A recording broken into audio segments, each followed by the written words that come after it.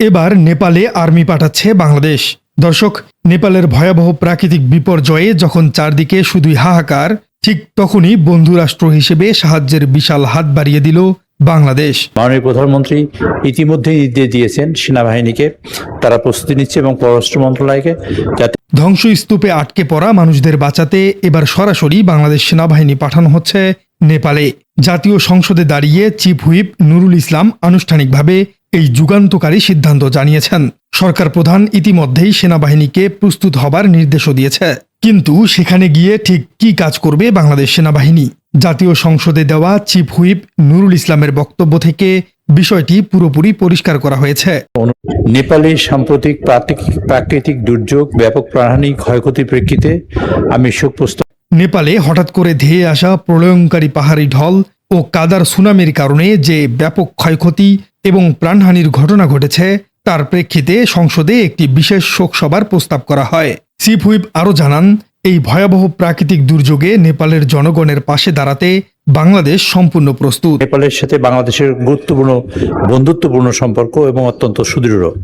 এই শোকাবহ তিনি বলেন, সরকার প্রধান ইতিমধ্যেই বাংলাদেশ সেনাবাহিনী এবং পররাষ্ট্র মন্ত্রণালয়কে জরুরি ভিত্তিতে পদক্ষেপ নেবার নির্দেশ দিয়েছেন। বিশেষ করে দুর্যোগ কবলিত এলাকায় মেডিকেল টিম পাঠানো এবং আটকে পড়া মানুষদের উদ্ধারের জন্য প্রয়োজনীয় সরঞ্জাম সহ সামরিক বাহিনীকে প্রস্তুত হতে বলা হয়েছে। খুব দ্রুতই এই উদ্ধারকারী দল নেপালের উদ্দেশ্যে ঢাকা ত্যাগ করবে বলে আশা করা হচ্ছে। বাংলাদেশ সেনাবাহিনী কেন পাঠানো হচ্ছে তা বুঝতে হলে নেপালের বর্তমান পরিস্থিতি সম্পর্কে একটু ধারণা থাকা প্রয়োজন। সম্প্রতি তিব্বত ও নেপালের সীমান্তে জিরং পোর্টে হিমালয়ের একটি বিশালাকার হিমবাহ ধসে পড়ে। এরপর কোনো প্রকার বৃষ্টির পূর্বাভাস ছাড়াই নেমে আসে পাহাড় সমান কাদা আর পাথরের স্রোত। মাত্র 1 মিনিটের মধ্যে একটি আন্তর্জাতিক স্থলবন্দর পুরোপুরি মাটির নিচে বিলীন হয়ে যায়। শত শত মানুষ নিখোঁজ হয়ে যান। রাসুয়া জেলা ও আশেপাশের এলাকার বাড়িঘর, রাস্তাঘাট, গাড়ি সবকিছুই কাদার স্তূপে ঢাকা পড়ে গেছে। সেখানে সাধারণ উদ্ধারকর্মীদের পক্ষে কাজ করা প্রায় অসম্ভব হয়ে দাঁড়িয়েছে, কারণ ভারী যন্ত্রপাতি এবং বিশেষায়িত রেস্কিউ টিম ছাড়া এই বিপুল পরিমাণ কাদা ও পাথর সরানো অসম্ভব। তারা প্রস্তুতি নিচ্ছে এবং পররাষ্ট্র মন্ত্রণালয়কে যাতে আমরা কোন প্রকারে কিভাবে সহযোগিতা করতে পারি, বিশেষ করে মেডিকেল টিম। ঠিক এমন একটি জটিল ও বিপজ্জনক পরিস্থিতিতেই বাংলাদেশ সেনাবাহিনীর মতো একটি সুশৃঙ্খল দক্ষ বাহিনীর প্রয়োজন সবচেয়ে বেশি। পররাষ্ট্র মন্ত্রণালয় এবং সেনাবাহিনীর যৌথ উদ্যোগে যে উদ্ধারকারী দল প্রস্তুত করা হচ্ছে, তাদের মূল কাজ হবে দুটি। প্রথমত, ধ্বংসস্তূপের নিচে চাপা পড়া মানুষের জীবিত উদ্ধারের জন্য অত্যাধুনিক সেন্সর ও সরঞ্জাম ব্যবহার করে তল্লাশি চালানো। দ্বিতীয়ত, একটি পূর্ণাঙ্গ মেডিকেল টিম স্থাপন করা। দুর্যোগের কারণে নেপালের অনেক স্থানীয় হাসপাতাল এবং ক্লিনিক ধ্বংস হয়ে গেছে এবং বিদ্যুৎ বিচ্ছিন্ন অবস্থায় রয়েছে।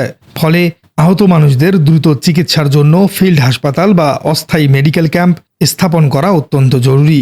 বাংলাদেশ সেনাবাহিনীর মেডিকেল কোর এ ধরনের কাজে আন্তর্জাতিকভাবে অত্যন্ত সুনাম অর্জন করেছে।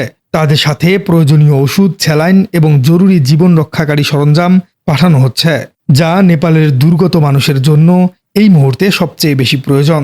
বিশ্লেষকদের দৃষ্টিতে বাংলাদেশের এই পদক্ষেপটি আঞ্চলিক কূটনীতিতে একটি অত্যন্ত তাৎপর্যপূর্ণ ঘটনা। South Asian association for regional cooperation বা সার্কের অন্যতম গুরুত্বপূর্ণ সদস্য হিসেবে বাংলাদেশ ও নেপালের মধ্যে দীর্ঘদিনের একটি বন্ধুত্বপূর্ণ এবং অত্যন্ত সুদৃঢ় সম্পর্ক রয়েছে। বিপদের সময় প্রতিবেশীর পাশে দাঁড়ানোর এই উদ্যোগ সেই সম্পর্ককে আরও কয়েক ধাপ এগিয়ে নিয়ে যাবে। চিফ হুইপ নুরুল ইসলাম সংসদে তার বক্তব্যে স্পষ্ট করেছেন যে এই শোকাবহ সময়ে বাংলাদেশের জনগণ বন্ধুপ্রতিম নেপালের জনগণের পাশে থেকে উদ্ধার ও ত্রাণ কার্যক্রমে সব ধরনের সহায়তা প্রদানে প্রস্তুত রয়েছে। এটি শুধু একটি কথার কথা নয়, বরং সেনাবাহিনীর মতো রাষ্ট্রীয় একটি গুরুত্বপূর্ণ বাহিনীকে অন্য দেশে পাঠানোর সিদ্ধান্ত প্রমাণ করে যে আঞ্চলিক সহযোগিতার ক্ষেত্রে বাংলাদেশ কতটা আন্তরিক। সংসদীয় অধিবেশনে এই শোক প্রস্তাব আনার সময় পুরো সংসদ এক আবেগঘন পরিবেশে পরিণত হয়েছিল। ভয়াবহ এই দুর্যোগে যারা চিরতরে হারিয়ে গেছেন, তাদের আত্মার শান্তি কামনা করে সংসদে গভীর শোক ও আন্তরিক সহমর্মিতা প্রকাশ করা হয়। শোক সন্তপ্ত পরিবারগুলোর প্রতি গভীর সমবেদনা জ্ঞাপন করা হয় এবং একই সাথে নিখোঁজ ব্যক্তিদের দ্রুত উদ্ধার এবং আহতদের দ্রুত আরোগ্য কামনা করা হয়। চিফ হুইপ তার বক্তব্যের শেষ অংশে স্পিকারের মাধ্যমে পুরো সংসদকে দুর্গত মানুষদের জন্য দোয়া ও মোনাজাত করার অনুরোধ জানান। পাশাপাশি দলীয় তরফ থেকে নাটোর 1 আসনের সাবেক নির্বাচিত সংসদ সদস্য প্রয়াত ফয়জুল রহমানের নামেও এই শোক প্রস্তাবের অন্তর্ভুক্ত করার জন্য বিশেষভাবে অনুরোধ করা হয়। সামগ্রিক বিষয়টিকে যদি বাংলাদেশের বৈশ্বিক ভাবমূর্তির দৃষ্টিকোণ থেকে বিশ্লেষণ করা হয় তবে একটি অসাধারণ রূপান্তর চোখে পড়বে। এক সময় বাংলাদেশ প্রাকৃতিক দুর্যোগের শিকার হলে বিশ্বের বিভিন্ন দেশ থেকে উদ্ধারকারী দল এখানে আসত, কিন্তু সময়ের পরিক্রমায় বাংলাদেশ আজ এমন একটি সক্ষমতা অর্জন করেছে তারা নিজেরাই অন্য দেশে সামরিক উদ্ধারকারী দল পাঠাতে পারছে। জাতিসংঘ শান্তিরক্ষা মিশনে দীর্ঘদিনের অভিজ্ঞতা, দুর্যোগ ব্যবস্থাপনার আন্তর্জাতিক স্বীকৃতি এবং সেনাবাহিনীর চৌকস প্রশিক্ষণ, এ সবকিছুই আজ বাংলাদেশকে একটি সহায়তাকারী রাষ্ট্র হিসেবে প্রতিষ্ঠিত করেছে। নেপালের মতো একটি দুর্গম পাহাড়ি অঞ্চলে গিয়ে উদ্ধার কাজ চালানো চারটিখানি কথা নয়। এর জন্য অত্যন্ত উচ্চমানের শারীরিক সক্ষমতা, মানসিক দক্ষতা এবং কারিগরি জ্ঞান প্রয়োজন, যা বাংলাদেশ সেনাবাহিনীর সদস্যদের পুরোপুরি রয়েছে। নেপালে উদ্ধার কাজ চালাতে গিয়ে বাংলাদেশ সেনাবাহিনীকে বেশ কিছু চ্যালেঞ্জের মুখোমুখি হতে হবে এমনটি মনে করছেন বিশ্লেষকরা। প্রথমত, বৈরী আবহাওয়া এবং দুর্গম পাহাড়ি পথ। অনেক জায়গাতেই রাস্তাঘাট ভেঙে গেছে, ফলে মূল সড়ক দিয়ে সেখানে পৌঁছানো কঠিন। হেলিকপ্টার বা বিশেষ যানের মাধ্যমে সেখানে লজিস্টিক সাপোর্ট পৌঁছাতে হবে। দ্বিতীয়ত, কাদার সুনামির কারণে মাটি অত্যন্ত নরম ও ঝুঁকিপূর্ণ হয়ে আছে, ফলে নতুন করে ভূমিধসের শঙ্কা থেকেই যায়। তবে বাংলাদেশ সেনাবাহিনীর ইঞ্জিনিয়ারিং কোর এবং রেস্কিউ ব্যাটালিয়ন এ ধরনের পরিস্থিতি মোকাবেলায় বিশেষভাবে প্রশিক্ষিত। তারা অত্যন্ত সাবধানে এবং আধুনিক প্রযুক্তির সাহায্যে এই কঠিন পরিস্থিতি মোকাবেলা করতে সক্ষম বলে আশা করা হচ্ছে। পররাষ্ট্র মন্ত্রণালয়ের ভূমিকাও এখানে অত্যন্ত গুরুত্বপূর্ণ। একটি দেশের সামরিক বাহিনীকে অন্য একটি স্বাধীন দেশে প্রবেশের জন্য বেশ কিছু কূটনৈতিক শিষ্টাচার এবং অনুমোদনের প্রয়োজন হয়। বাংলাদেশের পররাষ্ট্র মন্ত্রণালয় অত্যন্ত দ্রুততার সাথে নেপালের কাঠমান্ডুর সাথে যোগাযোগ স্থাপন করছে।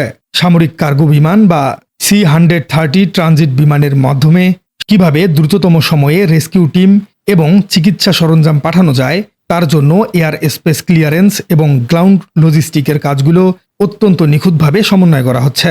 এই কূটনৈতিক তৎপরতা প্রমাণ করে যে রাষ্ট্রীয় যন্ত্রগুলো কতটা সমন্বিতভাবে কাজ করছে। শুধু সরকার বা সেনাবাহিনী নয়, বাংলাদেশের সাধারণ মানুষের মধ্যেও নেপালের এই দুর্যোগ নিয়ে ব্যাপক সহানুভূতি দেখা যাচ্ছে। সামাজিক যোগাযোগ মাধ্যম থেকে শুরু করে পাড়া মহল্লায় সাধারণ মানুষ নেপালের দুর্গত মানুষের জন্য প্রার্থনা করছেন, কারণ বাংলাদেশিরা খুব ভালো করে জানেন প্রাকৃতিক দুর্যোগের সময় সবকিছু হারিয়ে নিঃস্ব হয়ে যাওয়া কতটা কষ্টকর। সেই একই কষ্ট যখন প্রতিবেশী একটি দেশের মানুষ ভোগ করছে, তখন তাদের পাশে দাঁড়ানোটা এক ধরনের নৈতিক দায়িত্ব হয়ে দাঁড়িয়েছে। অতীতের দিকে তাকালে দেখা যায় বাংলাদেশ সেনাবাহিনী দেশের অভ্যন্তরেও বিভিন্ন বড় বড় প্রাকৃতিক বিপর্যয়, বন্যা এবং জলোচ্ছ্বাসের সময় মানুষের জীবন বাঁচাতে দেবদূতের মতো কাজ করেছে। সাম্প্রতিক বছরগুলোতে সিলেট ও চট্টগ্রামের ভয়াবহ বন্যার সময় সেনাবাহিনীর সদস্যরা যেভাবে নিজেদের জীবনের ঝুঁকি নিয়ে সাধারণ মানুষকে নিরাপদ আশ্রয়ে সরিয়ে নিয়েছেন, তা দেশবাসীর মনে গভীর আস্থার জন্ম দিয়েছে। সেই একই আস্থা এবং পেশাদারিত্ব নিয়ে তারা এবার হিমালয়ের কোলে বিপন্ন মানুষের পাশে দাঁড়াতে যাচ্ছেন। প্রিয় দর্শক, নেপালের এই দুর্যোগ সময়ে বাংলাদেশের সেনাবাহিনী পাঠানোর সিদ্ধান্তটি আসলেই কি যৌক্তিক? আপনি কি মনে করছেন?